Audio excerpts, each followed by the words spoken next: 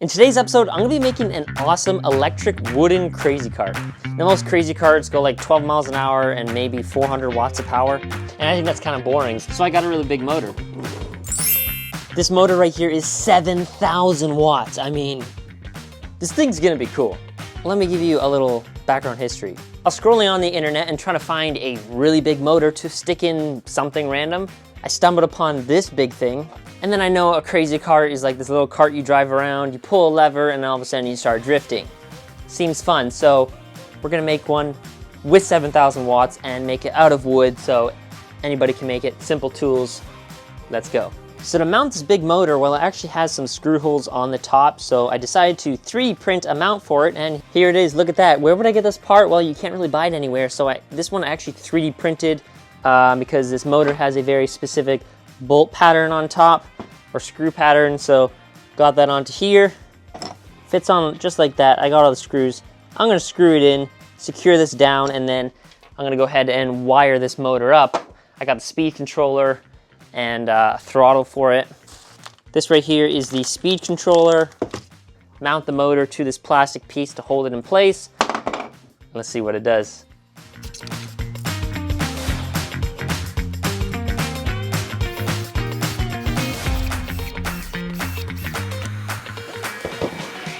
There we go, look at that, super cool.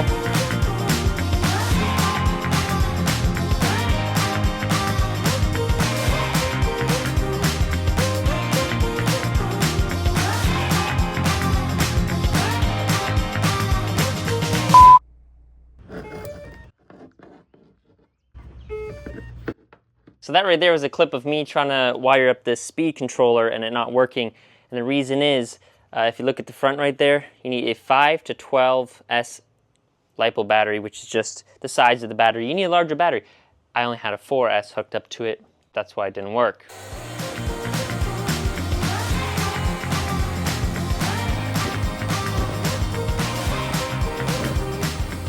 So I got the motor here. It goes to the speed controller, and then I had to make this connection right here, which goes, this is the battery connector. And I had to make it go connect to 2 batteries and wire them up so it doubles the voltage. Now this speed controller does not have a BEC, which is, I believe, battery eliminator circuit, and what this does is supplies power to your receiver, for example, if you're using a remote.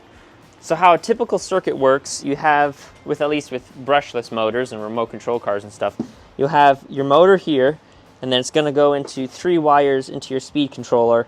Now, these 3 wires, doesn't matter which ones go where, but if the motor spins the wrong direction, just remove the connection and switch any 2 wires. And then you have 2 wires coming out of your speed controller. These are for your battery. Now I'm hooking up 2 batteries, so I had to make this special connection here, and I'm going to wire up the batteries so it's gonna double the voltage. It's basically gonna stack them together, and that's gonna provide enough power for the motor. And lastly, you have this little wire which comes out of your speed controller. This right here is what you would plug into your receiver. And your receiver is what communicates with your remote control. Now, this needs power, and some speed controllers don't actually supply power, including this one. You can see the red wire is not connected, so you have to get an external power source. And this right here is a BEC, battery eliminator circuit.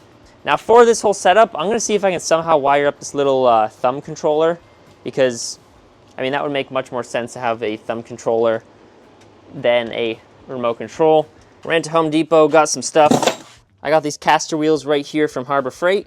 This right here is an actual crazy cart wheel with a sprocket, so got that, got the wheels, got some wood, got some bigger wood. This right here is the motor that is going to be used. I mean, it should work. I'm hoping it works. It might be geared too high. Hopefully not, but we'll find out. I'm gonna start making a frame that is going to hold this wheel in place and also hold the motor in place. So nothing to it but to do it. Let's go.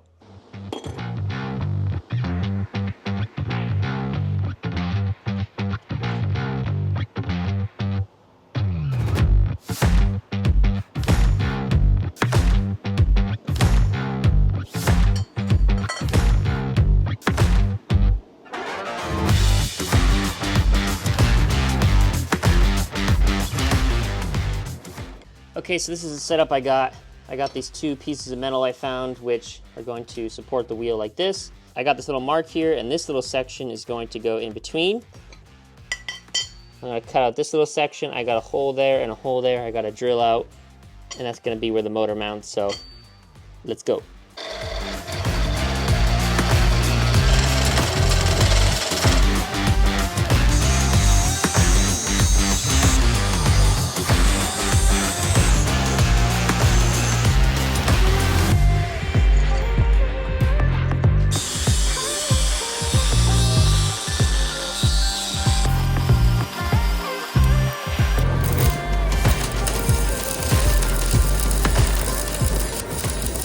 Okay, so here we go. I got the motor welded on, or got the mount welded on, got the motor bolted to that mount. And now I just gotta make sure that this is actually lined up straight. I mean, it looks pretty good, but I'm gonna go ahead, hook up the motor, get this spinning, make sure that that's going to stay on there properly. I'm thinking it's straight enough, but we'll find out.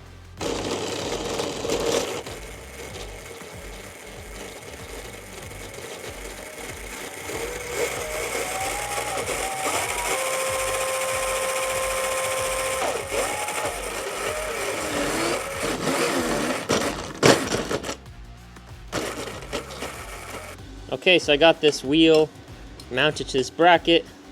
The bracket is all welded up.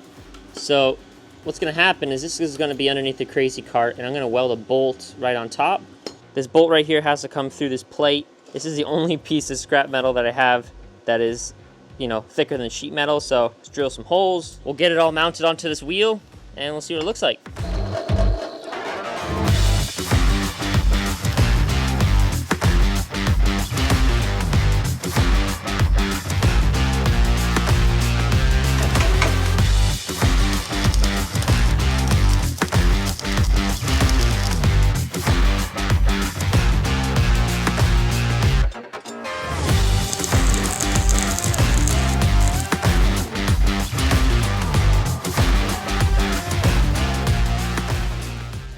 Okay, there we go. Look at that. That actually does not look bad at all. So this is going to stand up like that.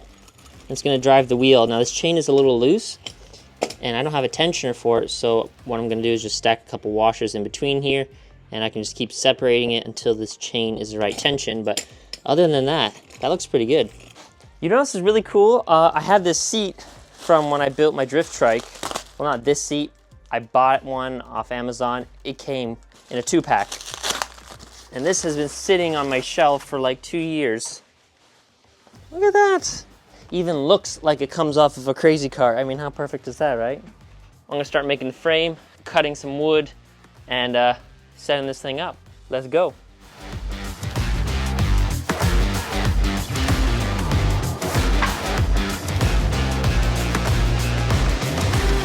Oh yeah, let me get it.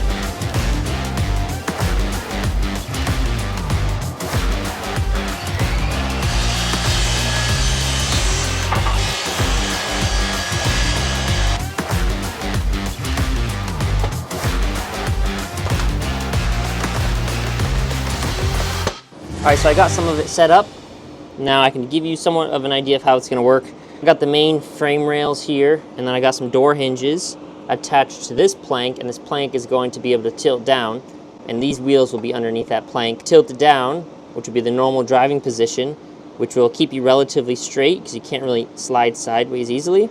When you pull up on the drift lever, it's gonna level out this board right here, which will then make these wheels level, which will give you complete drifting capabilities in the back.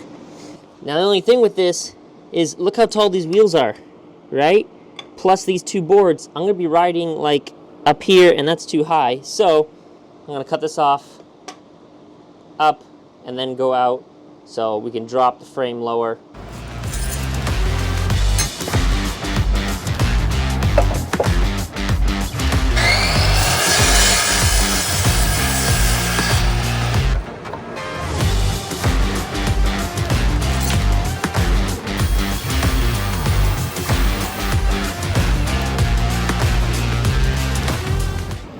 All right, so this is kind of what it's gonna look like. It's gonna have that wood, another piece of wood hinge underneath with the wheel. Now, the whole purpose of this little drop down is so there's a lower center of gravity when you're drifting around. Let's go.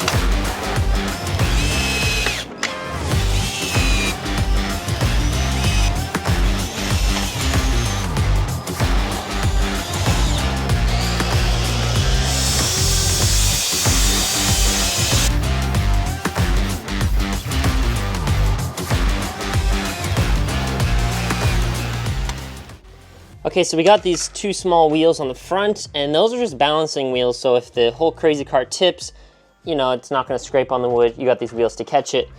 On the back, we got the hinges with the big main wheels on the back. And there we go, we have a rolling frame. Now these front wheels, again, won't be touching. That big wheel is gonna come in the front and just be a little bit higher. When in normal driving mode, it's gonna be like halfway down, and I'm gonna put a piece of wood so it can't drop all the way. And that's gonna keep you going in a straight line. You pull this up, and then you can slide all over. So now I'm gonna go ahead and get the seat here and get that seat mounted in. And then we got this whole motor assembly here, which is on a swivel. This is essentially gonna sit right up here in the front. We got the seat back there, so it's starting to come together.